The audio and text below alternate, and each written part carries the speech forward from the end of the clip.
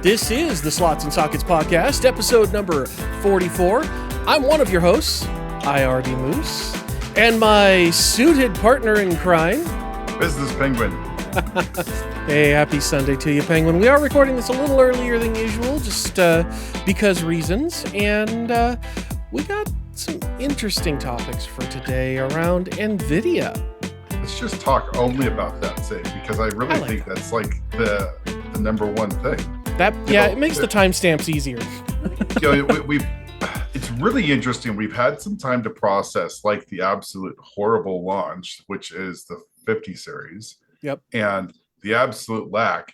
And then you start going back, and I was looking at like some of the things that we had talked about, over the years. And like we talked about this, about them killing off the 40 series production so that they were transitioning and had started making the 50, and that goes back to November. Yep. And so the numbers don't match up. I mean, if you look at Micro Center and Best Buy and everywhere in North America, and then you look at, there's not a ton of outlets that had them in Europe. I mean, you start putting together a list and understanding like how many of these cards. It is very clear that the 5090s worldwide launch was at best, let's just be conservative and say 1,500. Yeah, I was going to say 1,000, but yeah, 1,500 sounds... Let's say... I mean... Yeah. It almost seems like more press cards got sent out than actual cards for customers. Well, it's interesting because press cards, we know, like we were starting to look at start looking at the work that some people have done trying to track down. Mm-hmm. It looks to be like 150 to 300 press on the 90 series. Mm-hmm. And I'm going to guess probably similar amounts, maybe more on the 80 series, because the 80 series were a little bit more easier to get a hold of. Now we know that the 5080 did have substantially more supply than the 80 did. I mean, sure, than the 90 did. But what comes to me is that you go to a Micro Center, you wait in line, and you had to be the top three, otherwise you weren't getting a 90 card. Right. And in some places you'd be in line and they had no 90s. Some of these Micro Centers had zero supply. And, you look at what Newegg had. I mean, I'm going to go out there to limb to say they didn't have a full, palette. My guess is that they had, and this is for a worldwide launch. Right. Now, keep in mind, Nvidia had transitioned this in November. So my guess is, if when we look back, we started seeing the leaks about them killing off the 40 series production, and all of the leaks that you look back where they've killed it off. It's not they're going to. It's not. It's done. It's not something like every leak that you look back was, this is a done deal. It's already done. There's no more supply of 40 series cards unless they're already made. Yep. Like the final batch of die that were coming out from Nvidia were done. Yep. Now, which, as I recall, is somewhat unusual because usually they will make the previous generation cards for, at least a few months after the launch of the next gen, just so that there's supply for RMAs. Well, and that's it. I think that maybe a lot of those cards that they were making were probably for partners for RMA stock, just to make sure you had some for the 40 series RMA stuff. Right. The other half I would say is that, the 50 series, what's interesting is that we had heard a couple of places that the early notion was as they were starting to spin up production, that the 50 series yields looked good. Now, what that means is they make a wafer, a big giant, circular, plate, let's call it, with all the dies, is that the vast majority of those dies were useful in one shape or form. Now, Right. it's not uncommon that as you bin out, that a number of these are going to be binned as a high tier. Not everything is going to be binned as a high tier, just because that's just the way that this works. Yeah. Some of them will Especially. get binned as like a 90 series, an 80 series, or a 70 series, depending on how the process and how that particular wafer did. This is where from a graphics manufacturer, you bin your stuff. That's them looking at all the 90s they get and saying these are the best of Right. what we received. But we were hearing in early to mid December that the the the yields were good. Hmm. Like, and we were like, okay. And like there was talk that they would have substantial, like there was talk that, hey, this is true, and we're getting good yields out of those in December. You've got a whole month plus to be making these cards and like generating these dies. Like, if you were really cranking them out, keep in mind that these machines, like they're just that, are capable of doing thousands of chips a day. Thousands Like, of wafers. Yeah. wafers. And a wafer, depending on the size of the die itself, could have anywhere from 50 to several hundred chips on it. And one of the things to keep in mind too is that the 5080 and 5090 are largely the same die. The 5070, if memory serves from what I've seen so far, It's is a smaller. physically different die. Yeah, It's it the is. same architecture, but it's a different layout, so it's physically smaller as well. And the 5080 is physically cut down from a 5090, so it's basically more heat in the same area. And so what we run into here, and one of the interesting things you mentioned that they considered those wafers successful, is for a wafer to be successful, you have to have enough chips on there that if they sold them off at the average lowest binning, they turn a profit on that wafer. They get more back than the wafer costs them to make, and Yeah, I that's mean, kind of if that you success level. if you think about it, think it just like a picture at the like a big giant circle, on a plate. The same thing that Jensen kind of used as a shield, kind Yeah. of looking. That's not a wafer, by the way. That was, I believe, prop. But they take that and they cut them down into smaller, the actual dies that actually goes into the production of the physical chip that goes on the board. So the Mhm. board partner gets a chip that they solder onto a board that gets that like MSI or Gigabyte make. The Yeah. key thing on this is, from Nvidia's perspective, the yield is super important, because I make a giant wafer, big giant dinner plate, call it, or a platter of GPUs, and the notion is out of that wafer, I need to be able to make whatever it is I'm printing onto that wafer. So it would stand that they would be printing 80s and 90s. Well, they would print as much as they could, and then however the binning came out. So if you had the ability of, let's say you could do 100 pieces in a wafer, just for numbers per sake, okay, then you sit there and say, how many of those qualify for a 90 series card? How many of those are going to qualify for an 80 series card? And sometimes, like, and we see this quite often, where like we saw this with AM4 with AMD. Like, all of a sudden there was like this weird 5700X3D, and you're like, Hmm. where is this? Just These came out were of the blue. 5800X3Ds that failed, but they were like, they're still useful if we Yeah. skip, if we turn off this portion. And that's where you had the 5700X3D. Right. It's possible that they're doing this with maybe some of the 5070s, but I believe that there are different, there's a manufacturing process that goes into those. Hmm. But at the end of the day, it's how many of these 100 get actually binned off that are usable as a chip that you can turn around and give to a board partner and sell to the public. Yeah. And typically speaking, this goes into Nvidia's profits. Okay, if their process is really really complex, it could be that their success rate out of 100 is 80.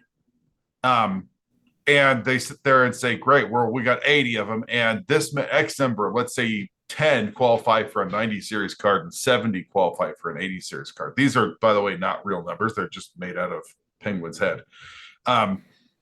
But penguin math. But that goes into, because they look at this and say the cost of binning up that silicon, and then what am I getting out of it? And so it really goes into their profitability as time goes and processes can improve. This is where you have like steppings, like A1, B1, B2, B3. Right. Like when they talk about a stepping, what they're doing is one of two things: either modifying the process from the manufacturing side, or two, modifying some of the design process to enable a higher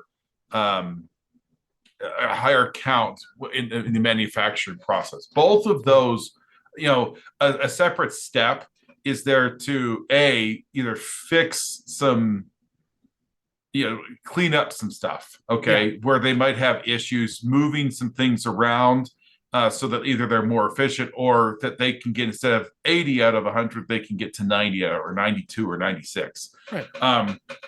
And typically that's what normally happens as the fab process moves forward, because even if you don't have a stepping change, you will still have improvements in the overall process that significantly improve the yields, because they're like, oh, hey, we need to tweak this here. Oh, look, and like kind of using your numbers, instead of having 80 chips that come out at 5080s and 10 that come out at 5090s, we've now got 20 5090s, and we're still at the 80 5080s. If you think about this in a wildly rudimetric comparison, it is in very rudimetric sense similar to 3D printing.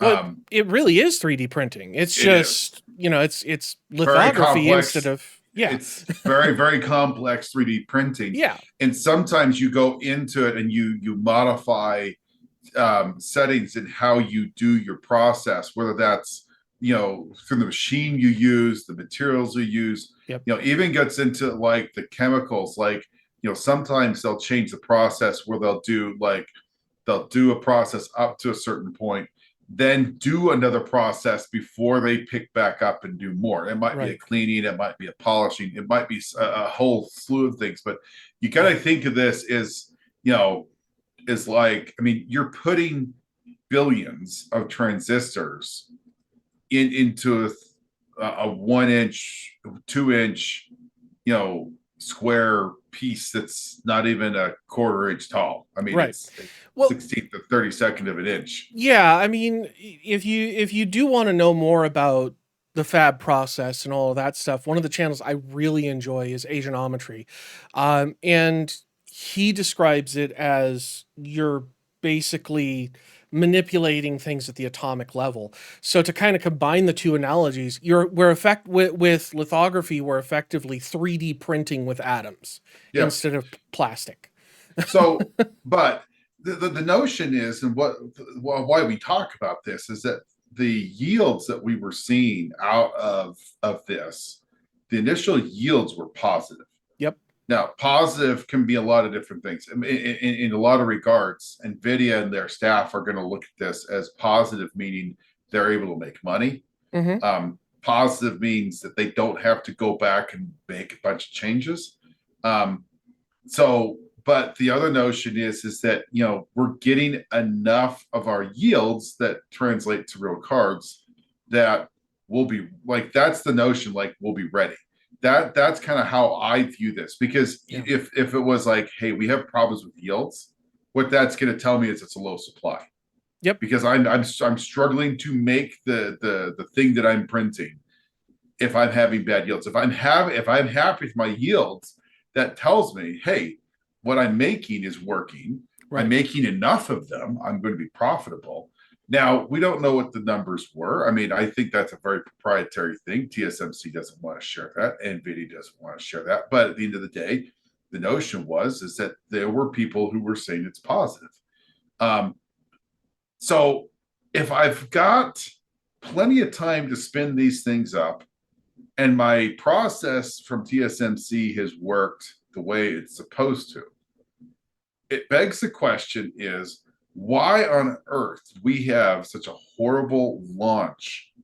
I mean, you go look at Micro Center, which is one of the largest nationwide retailers, and we know that they got a good amount of stock because they were trying to get this into the hands of gamers, not scalpers. Mm-hmm. Okay, that they got a total, and some of these places got zero, some places got one, two, or three. But I think Tustin was the odd one in Southern California, so they're the oddball. But I think the most out of besides Tustin was like 6 or 8 Mm-hmm. 90 series cards, and then they had depending on which location you were. Again, Tustin had a I think like 130, but that's nowhere near the demand that was there. And I can't believe that Nvidia thought that this was going to demand.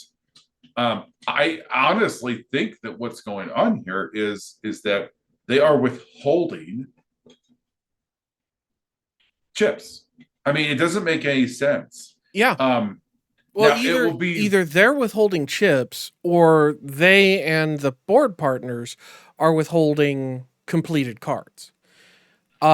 Which is possible. The other possibility I had thought of in our pre-show conversation, which I didn't bring up, but one of the possibilities that came up for me was, what if those good yields weren't actually 5080 or 5090 grade chips, but they were actually 5070s or okay. 5070 So Ti's? here's my issue is that if you had a bunch of 5070 parts, like, and you had a ton of them, let's say that you were binning a crap ton of TIs and 70s, right? So Yeah, that tier, sure. it would have made sense for them to to release those cards up front because you had volume, Right. and it would have given you time to queue up the 80s and 90s. And so I look, time will tell, but I'm gonna tell you the 50 series law, the 70 series is going to be equally as papery as the 80 and 90. I would I be very think you surprised if it wasn't. Yeah. look, if you want a 5070 Ti or a 5070, um, get in line Yep. because I think that's going to be the issue because they're all going to be gone. The other half I will say is that this is where I really this is where I say this is where I'm going to be really keen to see what happens. Okay, we know that AMD is coming out with 9070. They've told us it's coming. Okay, it's coming to March 6th. Okay, so a month out. Yep. Okay, it will be very interesting to see how many 50 series cards magically show up and for sale at the time that the 9070 comes out. Right. We now, with that being said, AMD has pushed this back. They're still spinning up chips. Okay, they're still making chips. We know they had stock because they were at Micro Centers at the time that the 50 series were being sold. Mm-hmm. Now we don't know how many there are there, but I if I'm pushing it back, I have all of this time to manufacture. Plus, AMD is making two, Right. XT and a non-XT. Now it's we've started hearing rumblings that there actually is going to be some other SKUs. We do not expect nothing will be faster than the 9070 XT, but we think that there's going to be similar SKUs in RDNA 4 that's going to come out. Mm. But I kid you not, I am going to be so hacked off. I am halfway hacked off right now because I firmly believe that this is what's going on. Yeah. But I kid you not, if we see almost an end to the supply of 80s and 70s when AMD comes out with their stuff, I kid you not, that is 100% what Nvidia and their board partners have done. Right. They are limiting the supply to get us used to. Well, MSRP is $2,000, but everyone and their grandmother knows I have to pay $2,500. So whatever, I'm going to pay $2,500. It goes back to anchoring, because they set the MSRP, which in your mind sets the price of the card at that point. And then they're like, well, we can't really sell you that one because it's a Founders Edition. So here's our value add with a 4-slot cooler that, we're going to charge you $250 for, where on the 40 series, we maybe charge you an extra 50 for. So, but it's okay. It's okay. We're not out here to screw you gamers, because, we're just a lowly little company. Remember to simp for us. And, the thing is what I see them doing is exactly what Nomindo did with the Wii launch. Because if we think back to that, they were drip feeding Wii's out to stores 1, 2, 3 at a time, and people were getting on waiting lists, and because it was the new hot thing and everybody had to have one. And then all of a sudden, a year later, the stock just kind of magically exploded after sitting for a year, and there was no explanation why. There was no reasoning, no rationale. It's just like, yeah, we're just releasing it this way. And I have a distinct feeling Nvidia may be doing that. It's also entirely possible what we may see is when the 9070 and 9070 XT launch, that the 9070 and 9070 XT had more stock at Micro Centers than there were of 5000 series cards when the 5000 series cards launched. And we may actually potentially see the 5000 series not get stock for several months, because that's something we've heard people saying is what I would expect. They're talking 4 months at the 90 series. So that's talking like June. Look, the 90 series isn't going to have a lot of competition at all the 90 series is not going to give competition to the 5090. No, we know that. No one's expecting it. But the real question will be, I do believe the 9070 XT, if priced right, is going to put pause to people thinking about a 5080, because it's going to be, if it's priced correctly. And, AMD has said that they're listening to the community. So hopefully they're listening to podcasts and people like us who are saying, there's no way anyone is going to be spending, $800 for this card. It's absolutely asinine. Yep. I would make the argument that it really needs to be in that 550 top at 6 price for the XT model. AMD has to realize that they have to entice gamers away from the fake frames and DLSS games that Nvidia is playing. Yeah. I really believe that there is an actual marketing play for AMD here. It's really simple. We're going to give you real frames and real performance and real ray tracing. This is a substantial increase in our performance and ray tracing. Yep. Okay. And say our focus this generation is to fix the ray tracing performance, and say, guess what? We've done it. We've got substantial gains when it comes to ray tracing performance. You're going to see it in games. Okay. We're going to be competitive in this range. And second, and say, you know what? Well, if you want FSR and you want FSR 4, you can have that, and say, but you know what? This is frame for frame, real frame to real frame. We're not playing games. Yep. This is slower. Yeah. They need to come out and say, you know what? In rasterization, the XT is slower than the 7900 XTX. It is. Yep. It is going to be slower, and say, we know.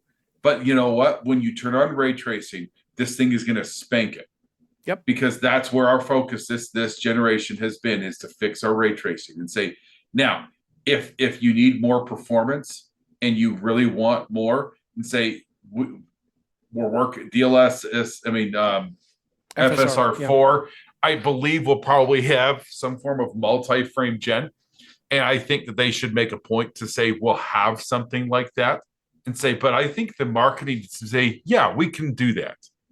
But let's be honest. Let's tell gamers where the real performance is, real frame to real frame. Yep. None of this fake frame crap. And I think that they just need to completely just avoid it. And to be honest, I almost think that they need to come out and say, you know what? This is real frame to real frame. This is not playing games. This isn't generating frames. This isn't a fake frame. And I think that they need to call out their stuff and say, you know what? It's not fair to say single frame versus 4-frame generation is fair. And say it's not a fair competition. Our competition wants to lure you with fake with bad advertising.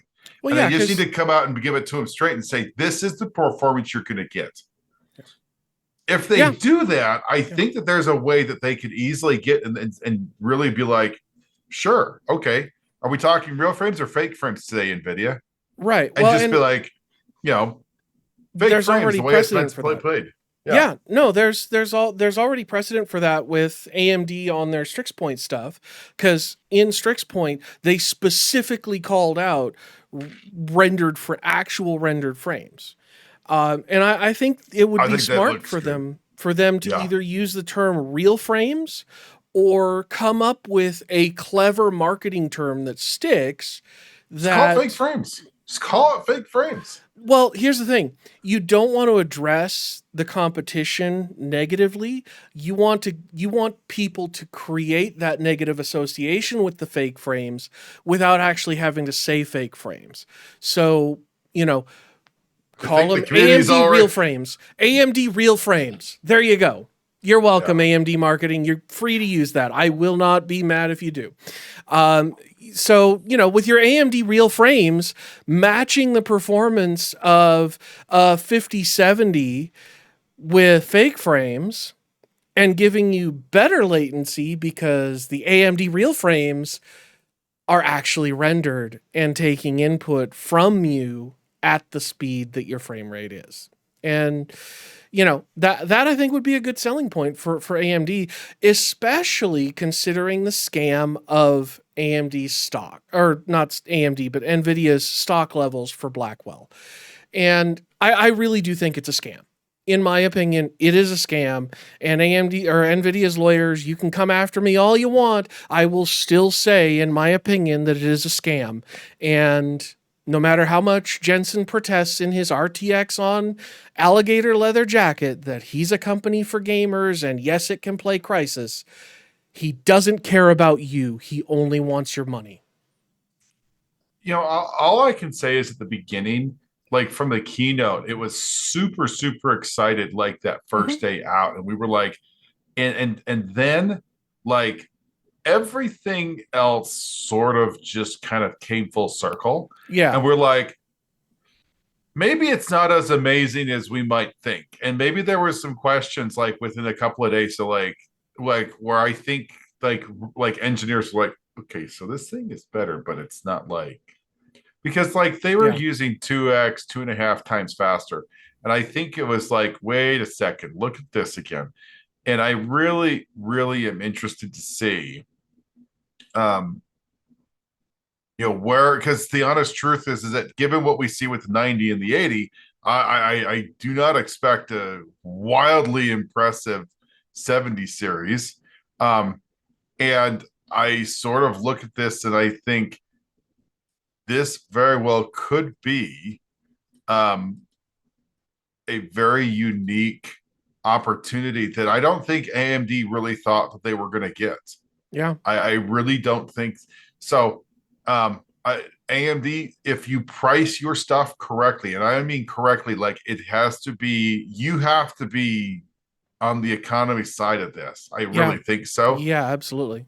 Even if their card is a step above the card they're pricing it against, like if for example, if the 7900 XT or wow, 9070 XT uh comes out and we see performance on par with the 4080, maybe even edging up to the 5080, the only way I see AMD winning is if they price it either at 600 or 650.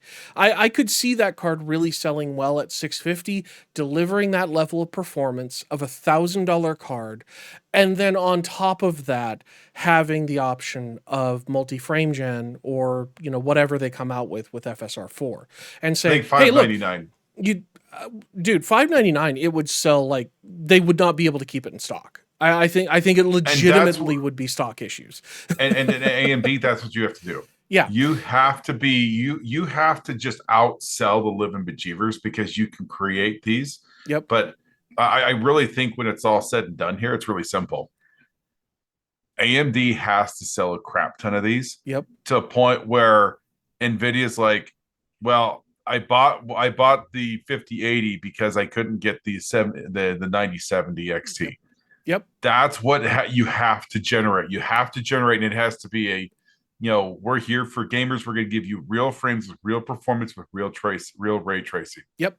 and say And at the end of the day, that's what we're focused on. And say, you know what, if you need more performance out of the card, you can turn on DLSS 4, and DLSS 4 will give you additional features. yeah.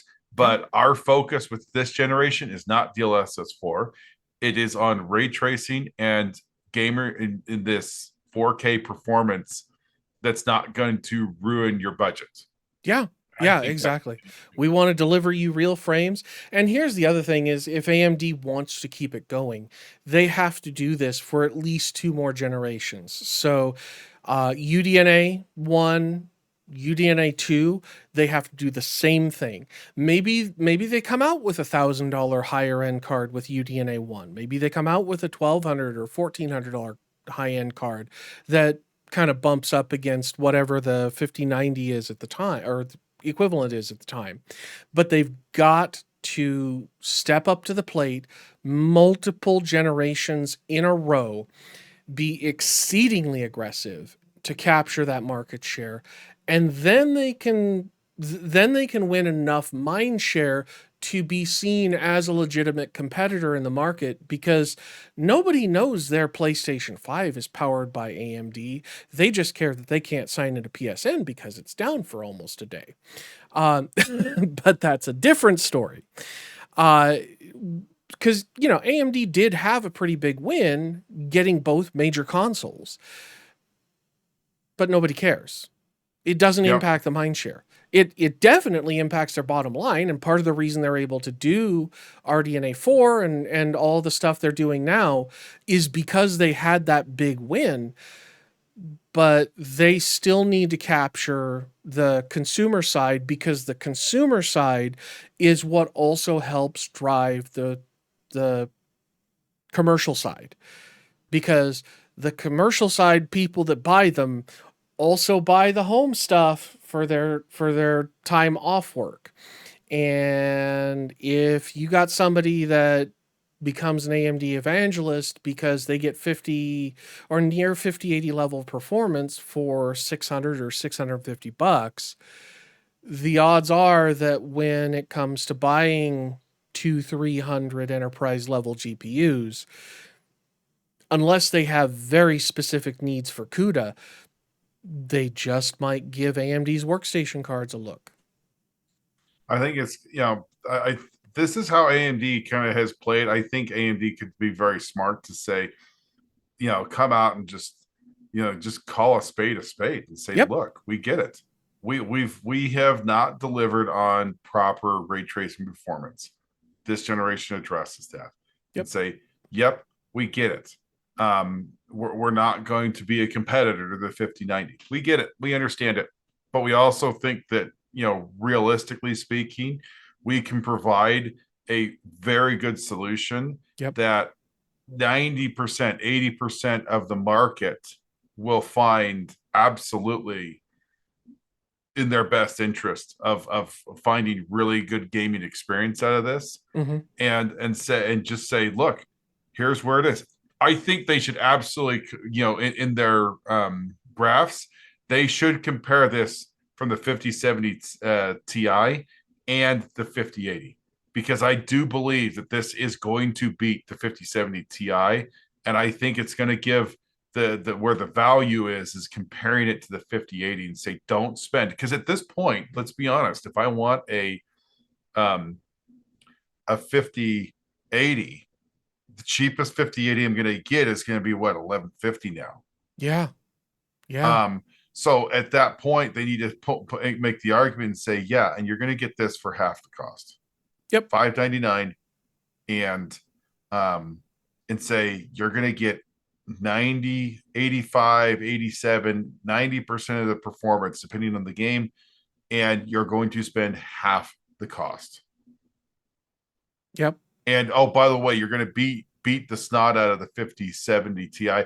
I'm very interested to see where the 9070 non-XT model comes in, because both of those are slated to have 16 gigs. We know that that's not going to change.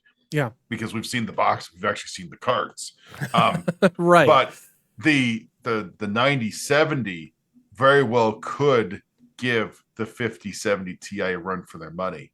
And so it will be very interesting to see how that transpires. And if we start seeing, because it's possible Nvidia be like, yeah, we've figured out, and oh, by the way, we have all these chips, and it's like, sure, you weren't artificially increasing the demand, because of low supply, right, and right. trying to jack up everyone's pricing.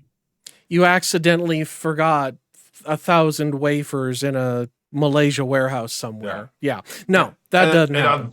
And on that bombshell of Malaysian dies that are missing. Yeah. So, thank you all for watching. We really do appreciate you giving us a little bit of your time. And do remember to like and subscribe and do all the algorithmic goodness in the doobly-doo below. And until next time, have fun storming the castle. Thanks, guys. Have a good night. Good night, everybody.